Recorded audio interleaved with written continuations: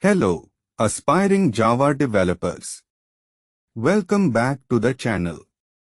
Today, we are diving deep into a truly powerful and advanced topic, Java EE Enterprise JavaBeans, or EJB for short. This is a core component of Java Enterprise Edition, designed to build robust, scalable, and distributed enterprise applications. If you are looking to develop high-performance, mission-critical systems, understanding EJB is absolutely essential. In this 5-minute tutorial, we will break down what EJB is, explore its main types, walk through a practical example, and discuss common mistakes and best practices. By the end, you will have a solid foundational understanding of how enterprise JavaBeans work and why they are so crucial for enterprise-level Java development. Let us get started on this exciting journey into the world of Java EE. Alright, let us talk about session beans, which are the workhorses of enterprise JavaBeans. Session beans are designed to perform business operations on behalf of a client. There are primarily two types, stateless session beans and stateful session beans. A stateless session bean does not maintain any conversational state with the client between method invocations. Think of it like a public utility that serves many clients. Each request is independent, and the bean can be reused by any client. This makes them highly efficient and scalable, perfect for operations like calculating a value or retrieving data. On the other hand, a stateful session bean maintains a unique conversational state for a specific client across multiple method calls. Imagine it as a shopping cart for an online store. It remembers what you have added until you check out. We will focus on stateless session beans today for our practical example, as they are very common for shared business logic.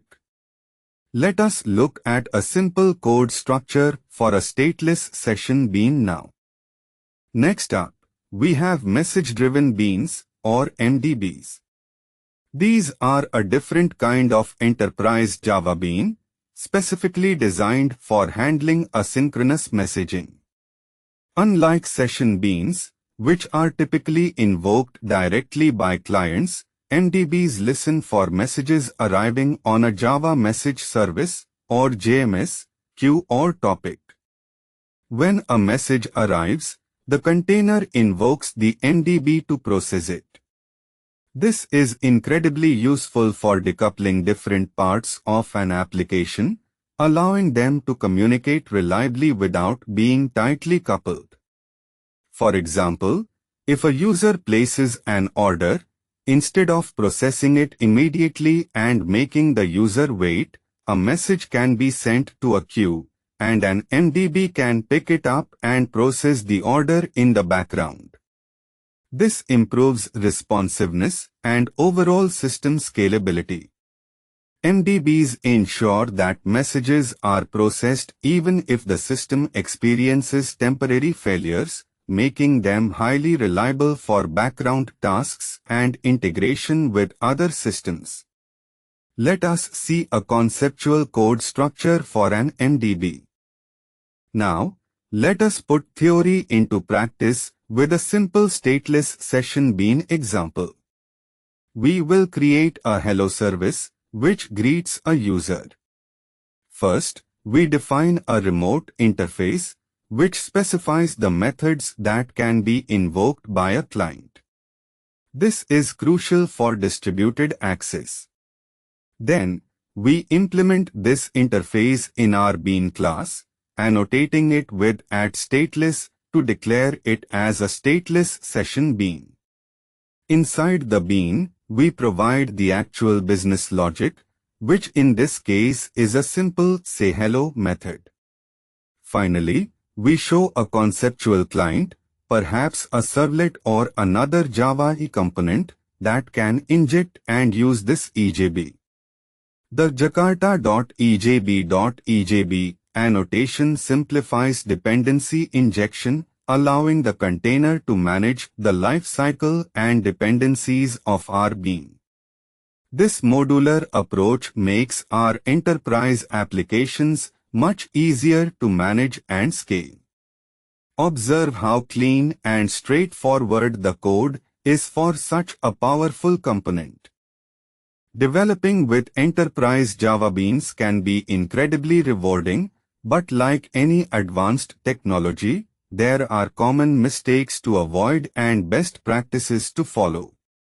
One common mistake is attempting to store client-specific state directly within a stateless session bean. Remember, stateless beans are designed to be shared and do not maintain conversational state. Doing so can lead to unexpected behavior and concurrency issues.